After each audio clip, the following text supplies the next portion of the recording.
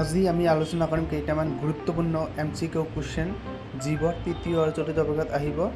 ইয়াৰ উপৰি আসাম টেট আসাম পুলিচতো অহাৰ সম্ভাৱনা বেছি আছে আৰু এইবাৰ যিটো আমাৰ এক্সাম হ'ব থাৰ্ড গ্ৰেড আৰু ফ'ৰ্থ গ্ৰেড তাৰ কাৰণে ভেৰি ইম্পৰ্টেণ্ট, মষ্ট ইম্পৰ্টেণ্ট, কাৰণ আজিৰ ভিডিঅ'টো হৈছে ৰাম মন্দিৰৰ বিষয়ে। গতিকে প্ৰথম কুৱেশ্যনটো আমি পঢ়িম এতিয়া।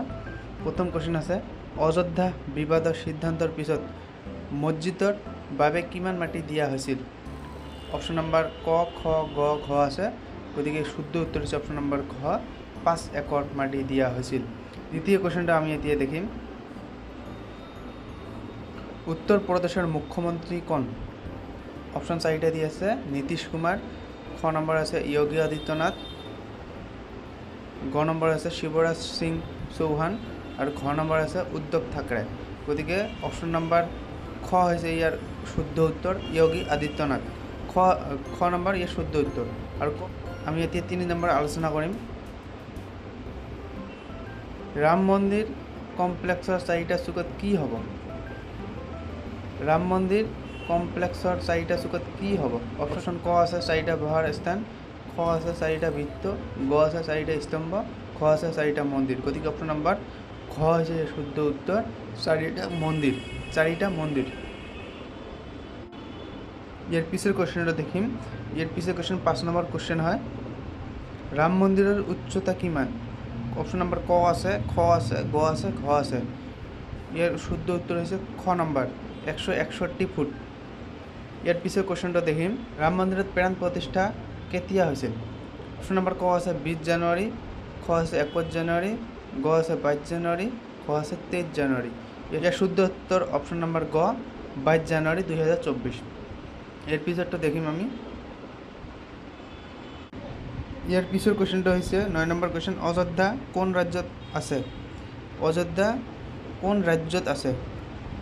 ক নাম্বার হচ্ছে বৃন্দাবন, বৃন্দাবন রাজ্যই নহয়। খ নাম্বার হচ্ছে মধ্যপ্রদেশ, এখানে রাজ্য হয়। নম্বর হচ্ছে উত্তরাখণ্ড, এইটো রাজ্য হয়।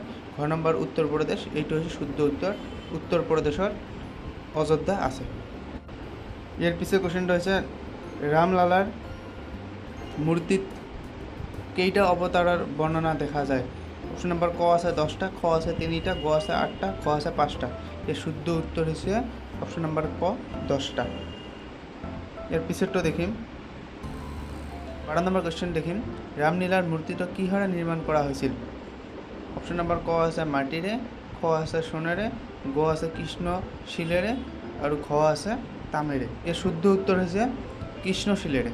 এর পিছর কোশ্চেনটা দেখিম, রামলীলার মূর্তিত রামক কিমান বয়সের বর্ণনা করা হয়েছে? অপশন নম্বর ক আছে 5 বছর, খ আছে 6 বছর, গ আছে 7 বছর, ঘ আছে 8 বছর। এর শুদ্ধ উত্তর হচ্ছে অপশন নম্বর ক, 5 বছর বয়সের। এর পিছরটা দেখিম, রামলীলার মূর্তি কোনে নির্মাণ করেছিল? অপশন নম্বর ক সুবোধ কেরকর, অপশন নম্বর খ অরুণ যোগীরাজ, অপশন নম্বর গ প্রতাপচন্দ্র যোগীরাজ, অপশন নম্বর ঘ করুণ যোগীরাজ। গতিকে ইয়ার শুদ্ধ উত্তর হচ্ছে অরুণ যোগীরাজ, অপশন নম্বর খ। এর পিছর কোশ্চেনটা ইম্পর্টেন্ট কোশ্চেন, অযোধ্যার আন এটার নাম কি? Very important question. Option number ক আছে মথুরা, খ আছে বৃন্দাবন, গ আছে সাকেত, ঘ আছে রাম সীতা নগরী। এর শুদ্ধ উত্তর হচ্ছে অপশন নম্বর গ, সাকেত। এর পিছর কোশ্চেনটা দেখিম, অযোধ্যা রাম মন্দিরের কোনে নির্মাণ করেছিল? অপশন নম্বর ক আছে চন্দ্রকান্ত সম্পুরা, অপশন নম্বর খ আছে অরুণ ভরতরাজ, গ আছে বৃন্দাস সোমনাথ আর ঘ আছে নিখিল সম্পুরা। এর শুদ্ধ উত্তর হচ্ছে অপশন নম্বর ক, চন্দ্রকান্ত সম্পুরা। এর পিছর কোশ্চেনটা দেখেন, অযোধ্যা রাম মন্দির কার জড়িয়ে নির্মাণ করেছিল? অপশন নম্বর ক হচ্ছে শ্রীরাম জন্মভূমি তীর্থক্ষেত্রের জড়িয়েতে, অপশন নম্বর খ আছে উত্তরপ্রদেশ সরকারে, অপশন নম্বর গ আছে কেন্দ্রীয় সরকারে, অপশন ঘ আছে খ আর গ দুইটাই। গতিকে অপশন এর শুদ্ধ উত্তর হচ্ছে শ্রীরাম জন্মভূমির তীর্থক্ষেত্রের জড়িয়েতে। এর পিছনে কোশ্চেনটা দেখেন, কিমান চনত অযোধ্যার বিবাদ উচ্চতম ন্যায়ালয়ে অন্ত পেলাইছিল? অপশন নম্বর ক আছে 9 নভেম্বর 2020, খ আছে 9 নভেম্বর 2022, গ আছে 9 নভেম্বর 2021, ঘ আছে 9 নভেম্বর 2019। এর শুদ্ধ উত্তর হচ্ছে অপশন নম্বর খ, 9 নভেম্বর 2019। এর পিছরটা দেখিম। 19 নম্বর কোশ্চেন, বাবরি মসজিদ কেতিয়া নির্মাণ করেছিল? নম্বর ক হয়েছে 1528, অপশন নম্বর খ হয়েছে 1628, অপশন নম্বর গ হয়েছে 1527, 1629। এর শুদ্ধ উত্তর হচ্ছে অপশন নম্বর ক 1528 সনে বাবরি মসজিদ নির্মাণ করা হয়েছিল। ইয়ার পিছের কোশ্চেনটা দেখিম, এই কোশ্চেনটা ইম্পর্টেন্ট কোশ্চেন। রাম জন্মভূমি মন্দিরের আধারশিলা কোনে স্থাপিত করেছে?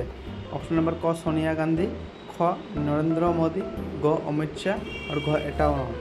ইয়ার শুদ্ধ উত্তর হচ্ছে খ নরেন্দ্র মোদী, সকলে জানে। ইয়ার পিছের কোশ্চেনটা দেখিম 22 নম্বর কোশ্চেন। অযোধ্যা বিবাদৰ শুনানি একেৰাহে কিমান দিন চলি আছিল? ক 20 দিন, খ 30 দিন, গ 40 দিন, ঘ 50 দিন। শুদ্ধ উত্তর হচ্ছে 40 দিন। 23 নম্বর কোশ্চেনটা দেখিম। 1988 চনৰ মানচিত্ৰত অযোধ্যা ৰাম মন্দিৰৰ উচ্চতা কিমান আছিল?